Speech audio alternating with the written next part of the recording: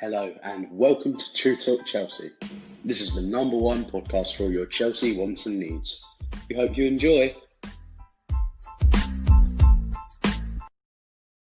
That's right. Welcome back to True Talk Chelsea. Welcome to the second episode of Chelsea Loan Watch, the segment in which we look at major loanees out of the club and their performances over the weekend. With us today, we have Chirag. Hi, Chirag. Hi, Palash. Before starting the video, I would like to ask you guys to subscribe to our channel. A lot of y'all who've been viewing our content haven't subscribed yet, so please subscribe to True Talk Chelsea. Let's get into the video. The first loanee that we'll talk about is the English midfielder Ross Barkley. Barkley, as we know, is out on loan to Aston Villa. Aston Villa, who had a very impressive start to the season, have now stumbled a bit with their second consecutive loss, this time at home versus Southampton. They lost by 3-4. Barkley, who started in the attacking mid position, had 2 shots. He had a passing success rate of almost 82%, 4 aerials won. He had 4 key passes, 2 successful dribbles, 40 passes in all, 5 crosses, and 1 successful long ball. As we can see, these are some impressive numbers which highlight an impressive attacking performance. It was actually the defense that let Aston Villa down, but another impressive performance from a player who's already shown why he deserves a first team spot at Chelsea this season. Next, talking about our last week's player of the week, or I would say Loney of the week, and it was Ethan Ampadu. Ethan Ampadu had a great performance against Liverpool, but he was tipped for something similar against Man City. I won't say his form dipped or he did not perform well at all, but he was not the same man who played against Liverpool. It might be due to Pep's some great passing attack or threat in the final third. He was not able to manage the great passing accuracy of the Man City players. However, he still had some impressive stats as the CDM.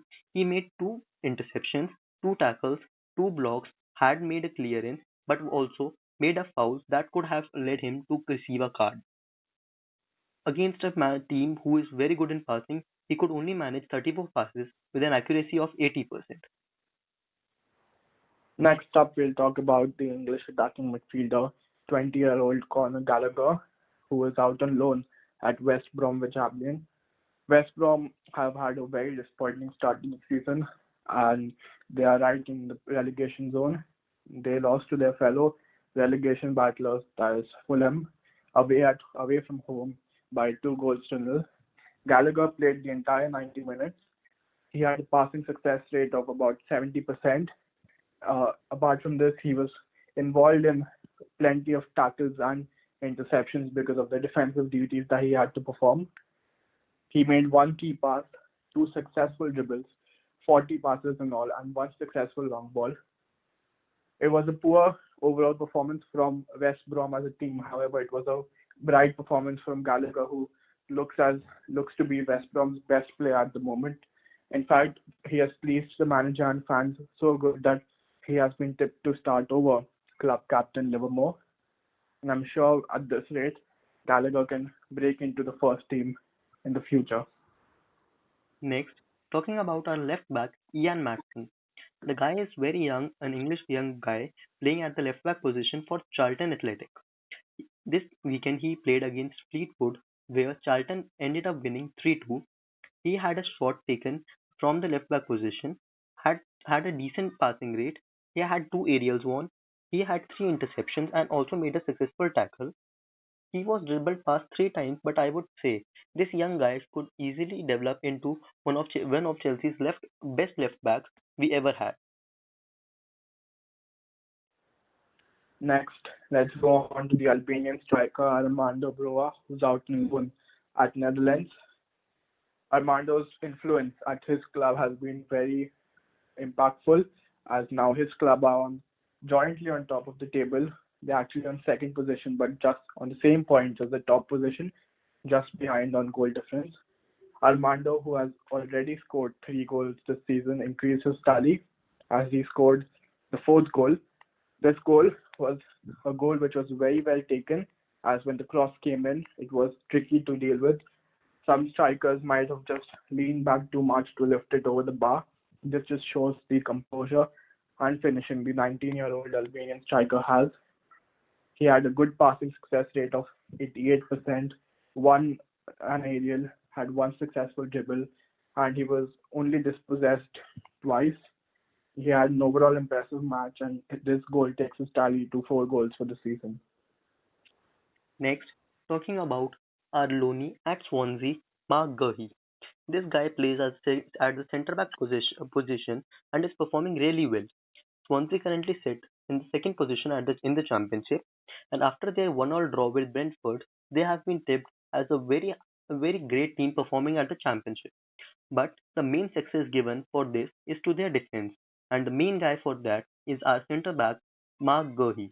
This guy is performing really well and can be termed as man of the match for their recent 2 to 3 performances. In this match as well, he had a great passing success rate of 80%. He had 3 aerials won. He had 1 interception. He made 3 clean tackles and was able to clear the ball once. Also, he had a key pass, and that too we should remember, from the centre back position. I tip him very highly, and I do think he can be a perfect, I would say, a perfect substitute for Chelsea next season. Apart from these players, we also have a major loanee, Ruben Loftus-Cheek, who is out on loan at Fulham in search of minutes. However, that didn't seem to be the case when he played West Brom at home. He actually didn't play. He was left on the bench, and he wasn't subbed on either. Questions were asked because Loftus-Cheek went to Fulham in the hope of game time, and he did not feature a single minute. However, I hope that he gets more game time in the future and shows us what he did 2 seasons back before his injury. Yes, Bilic, the Fulham manager, had some words for him. He says that he tips him highly and is looking to give him minutes coming forward, and he could be a very crucial player for Fulham. But but not getting any minutes in the game against West Brom did make fans or the club or the board at Chelsea a bit terrified, because their guy, who could be termed as one of the best players for Chelsea in the last 2 or 3 seasons, now is not even suitable to start for Fulham. This concerns everyone. At the end of every loan watch, we decide to take the best player who's performed in the week, the best loanee, and give them the title of the loanee of the week. We had Ethan Ampadu, who was the loanee of last week after his impressive performance for Sheffield. So, Chirag, who do you think is the loanee for this week? Taking nothing from Gallagher or Broja, both of them performed really well. But for me personally, the way Mark Gurhey is performing, he has been very impressive. He is being termed as one of the best centre backs in the championship. He is very young, I would say, an English centre back, very young. He deserves the best loanee of the week this time, not just for his performance in this week, but also performances that he had for the last 2 or 3 weeks. So for me, it has to be Mark Gurhey. After a solid performance at centre back, Mark Gurhey been given the loanee of the week. That's the end of the video. I would